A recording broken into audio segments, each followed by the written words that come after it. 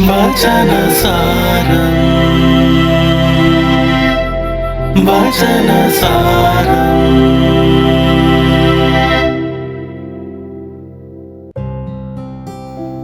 ഞാൻ നിങ്ങളെ ഒരിക്കലും അനാഥരായി വിടുകയില്ല.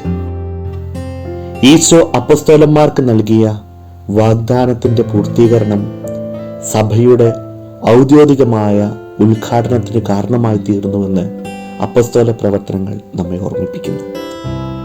ഈശോയോട് കൂടെ നടന്നു നീങ്ങിയ അപ്പസ്തോലന്മാർ ദൈവവചനം കേട്ടു, ദൈവത്തിന്റെ പ്രവൃത്തികൾ നേരിട്ട് കണ്ടു.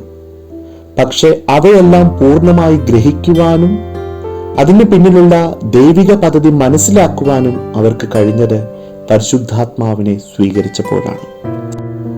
സത്യാത്മാവ് വരുമ്പോൾ നിങ്ങളെ പൂർണ്ണ സത്യത്തിലേക്ക് നയിക്കുമെന്ന് ക്രിസ്തു അവർക്ക് വാഗ്ദാനം നൽകുന്നുണ്ട്. യൂദന്മാരെ ഭയന്ന് കതകടച്ചിരുന്ന അപ്പസ്തോലന്മാർ പരിശുദ്ധാത്മാവിനെ സ്വീകരിച്ചു കഴിഞ്ഞപ്പോൾ വന്ന മാറ്റം അത്ഭുതാവഹമായിരുന്നു. എന്റെ നാമത്തിൽ പിതാവ് അയക്കുന്ന ആശ്വാസകനായ പരിശുദ്ധാത്മാവ് എല്ലാ കാര്യങ്ങളും നിങ്ങളെ പഠിപ്പിക്കുകയും ഞാൻ നിങ്ങളോട് പറഞ്ഞിട്ടുള്ളവയെല്ലാം നിങ്ങളെ അനുസ്മരിപ്പിക്കുകയും ചെയ്യും. തിരുസഭ നമുക്ക് വിചിന്തനത്തിനായി നൽകിയിരിക്കുന്ന വചനഭാഗത്ത് പ്രേക്ഷിത പ്രവർത്തനത്തിൽ ഏർപ്പെടുന്ന അപ്പസ്തോലന്മാർ നേരിടേണ്ട പ്രതിസന്ധികൾ എന്തെല്ലാമാണെന്ന് വ്യക്തമായി അവതരിപ്പിക്കുന്നുണ്ട്. ലോകം തങ്ങളെ വെറുക്കും എന്നുള്ള തിരിച്ചറിവിൽ അവർ ഭയപ്പെടാതിരുന്നത് ലോകത്തിന്റെ സൗഹൃദത്തെക്കാളും ദൈവത്തിന്റെ സ്നേഹത്തെ അവർ വിലമതിച്ചതുകൊണ്ടാണ്. ഈ വചനഭാഗം വ്യക്തമായ ഒരു സന്ദേശം നമുക്ക് നൽകുന്നുണ്ട്.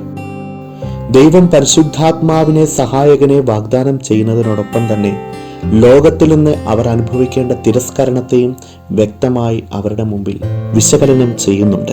എന്തുകൊണ്ടാണ് ഇത് സംഭവിക്കുന്നതെന്ന് ചോദിച്ചാൽ വചനം പറയുന്നു, അവർ ലോകത്തിൻ്റെതല്ലാത്തതുകൊണ്ടും ലോകത്തിൽ നിന്ന് ദൈവം അവരെ തിരഞ്ഞെടുത്തത് കൊണ്ടുമാണ് അവർക്ക് ഈ വെല്ലുവിളികളും പീഡനങ്ങളും നേരിടേണ്ടി വരുന്നത്.